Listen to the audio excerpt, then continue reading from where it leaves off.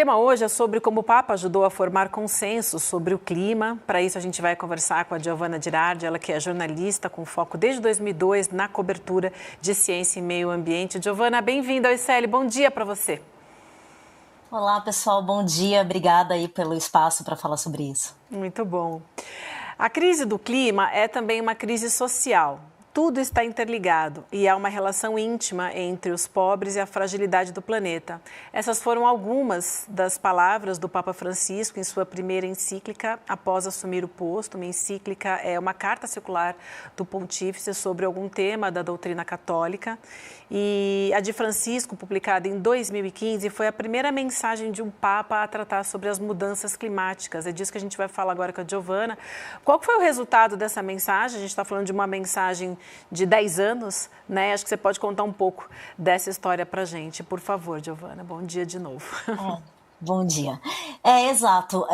O Papa tinha assumido em 2013, né? Então, um pouco mais de 2 anos depois, ele divulga essa primeira encíclica, como você comentou, e ela era muito aguardada, porque já se sabia que ela ia trazer mensagens relacionadas ao clima. O Papa fez um trabalho muito extenso e interessante de ouvir cientistas, para entender o que era o consenso sobre o assunto, por que ele era tão importante, e até por conta desse histórico dele, né, de se associar a São Francisco de Assis, um santo muito relacionado à proteção dos animais, à proteção do meio ambiente, ele carregava isso com ele, né? E aí o timing foi muito bom, porque há 10 anos era quando o mundo estava tentando fechar o acordo que viraria o Acordo de Paris depois, que é o principal acordo que existe no mundo para combater as mudanças climáticas. E aquele momento era muito importante, porque já vinha se tentando esse acordo fazia bastante tempo, no mínimo desde 2009, quando tinha tido um fracasso em Copenhague. Então, de 2009 a 2015, eles ficaram ali tentando avançar nisso. Era aquele ano. E aí, nesse processo de se construir esses consensos, de criar um humor mesmo, um momentum, né, para que se fechasse o acordo, o Papa lança a encíclica. E a encíclica, eu acho que ela é interessante porque ela traz, como eu até coloquei na minha coluna nessa semana, ela trouxe um imperativo moral. Ela não estava mais falando de clima pelo ponto de vista científico, ela não estava falando de dados, falando de gás de efeito estufa, de derretimento de calota polar, de elevação do nível do mar.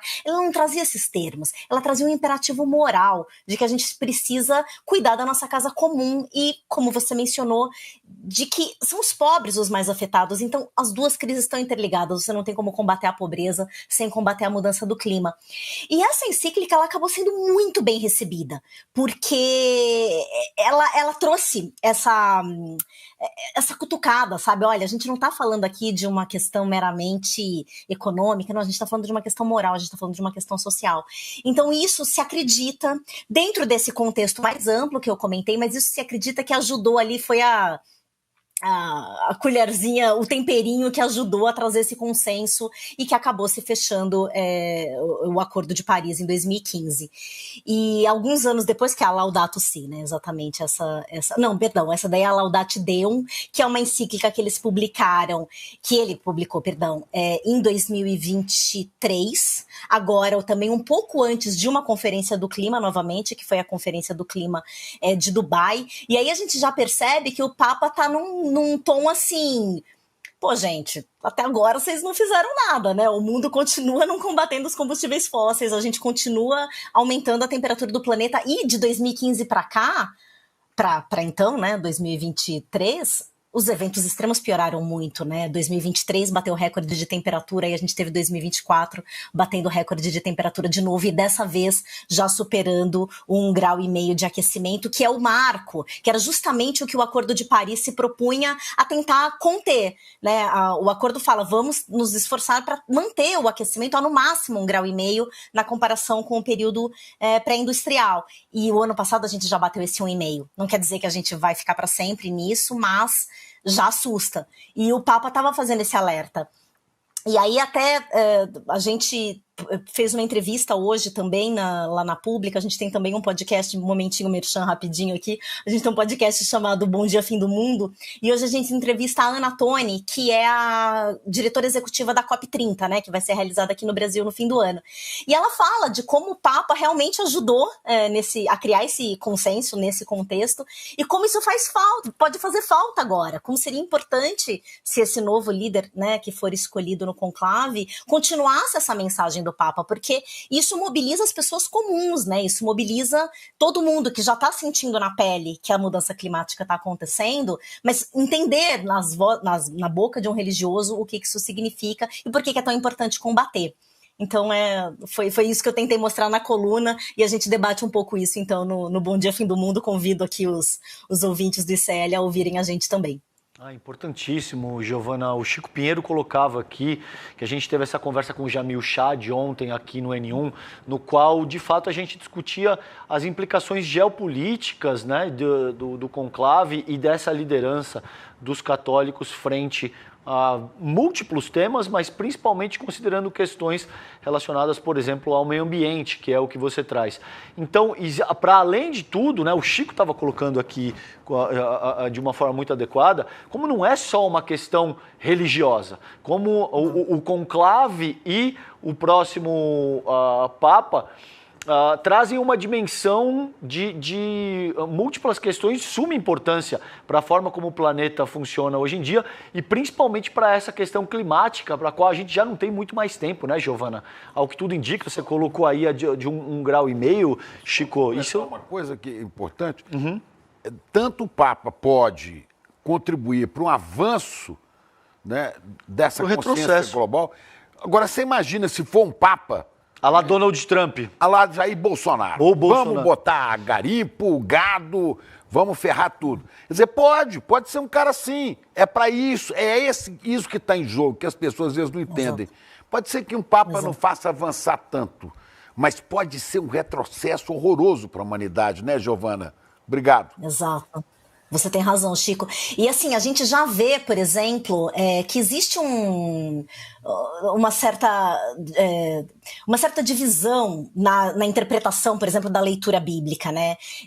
Tem religiosos que vão entender a criação do mundo como Deus dando o mundo para usufruto da população. Então, assim, eu tenho o direito de garimpar, de minerar, de consumir todos os recursos, porque esses recursos foram criados para mim.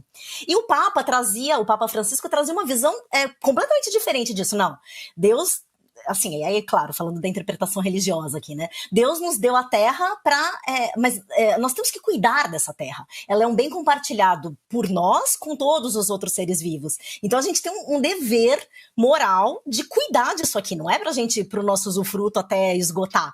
Então essa mensagem, como ela for feita, você comparou com Bolsonaro e com Trump, é exatamente isso, assim, porque a visão deles é utilitarista. A visão deles é, bom, isso aqui tá aqui e a gente tem que usar os recursos como pudermos, né? O drill, baby drill do Trump, né? De perfurar petróleo a não poder mais. A questão da mineração, ela é muito grave, né? Porque a gente está realmente esgotando os recursos da terra. A terra está entrando num processo de esgotamento de todos os seus recursos, né? Tem vários cientistas que alertam isso, que a gente tem alguns limites ali muito importantes planetários e a gente está batendo todos eles. E isso realmente pode fazer a Terra... Acho que dá para dizer que a Terra pode colapsar mesmo. A gente pode realmente faltar recursos. Já está. E pode piorar muito, né?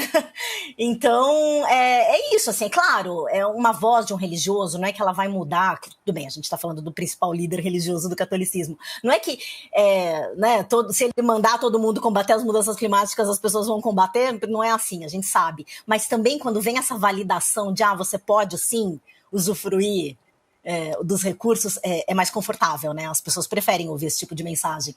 Então, realmente é preocupante. E eu acho que é preocupante nesse contexto geopolítico. A gente já está tendo Donald Trump saindo do Acordo de Paris, fazendo de tudo para não combater as mudanças climáticas. É o principal emissor histórico de gás de efeito estufa, o segundo maior da atualidade. Essas mensagens, elas podem realmente piorar essa situação. né? A gente está num momento que a gente tem que... o governo brasileiro, a presidência da COP está falando que a gente precisa de um mutirão, né, para combater a mudança do clima. E quanto mais gente sair desse mutirão, mais difícil fica para quem fica, né? Então é essa situação que a gente está vivendo agora. É importante, sim, ter religiosos, não só do catolicismo, de todas as outras religiões, impulsionando seus fiéis, impulsionando mensagens morais, né, sobre esse assunto. Vamos ver, né? Vamos ver o que vai sair aí do conclave. Muito bem, a gente vai acompanhar, né, Chico? Eu acho extremamente importante isso. E ver que não é tanta coisa nova, não. O que mais importa para mim não é você acreditar em milagre, frequentar a liturgia. Isso cada um faz do seu jeito. Se você é budista, vai no templo budista. Se você é adepto das religiões de matriz africana, vai para os terreiros. Acho maravilhoso isso. Né? Se é católico. Ou não precisa ir também, não é fundamental. Fundamental é você entender que a terra é o templo, onde se celebra a vida, onde se fala da criação, da divindade, onde tem que viver em harmonia. Agora, para os cristãos, está tudo isso escrito nos evangelhos. O que mais me interessa de Jesus Cristo é a ética que ele deixou. É o comportamento proposto diante de uma sociedade hipócrita, de poderes destrutivos, de egoísmo, de discriminação. Está tudo no evangelho. Agora, curioso, né? Você pega várias igrejas evangélicas, pentecostais, neopentecostais, que de ética de evangelho não tem, não, estão pautados pelo Velho Testamento. Olho por olho, dente por dente, Deus castiga, manda para o inferno, me dá a grana aqui. É um negócio terrível, E falo, não, perigo aqui, a Igreja Católica no Brasil está perdendo adeptos, estão crescendo os evangélicos. Preste atenção numa coisa, na Europa não está crescendo nada, as igrejas evangélicas estão esvaziadas, não tem esse neopentecostal daqui na Europa Ocidental. Só existe isso aqui nos Estados Unidos, nas Américas, mais aqui. Né? Nós temos que buscar a ética do cristianismo, a ética de Jesus Cristo, que o Papa Francisco fez lembrar, mas que incomoda, olha, muito aos poderosos. Muito bem. Giovana, eu quero indicar aqui então para a nossa audiência, para que a nossa audiência leia a tua matéria na Pública e também assista ao podcast, né? Tá aí então, ó, Bom Dia Fim do Mundo, estamos fazendo o merchan completo aqui, tá? Acompanha o podcast, ouça. Muito obrigada. Ouça também, porque vale a pena, é muito bacana o trabalho. Então, obrigada demais e volte sempre, tá? A casa é sua. Obrigada, bom dia. Eu que agradeço, gente, bom dia, estou sempre à disposição aí, quando quiser.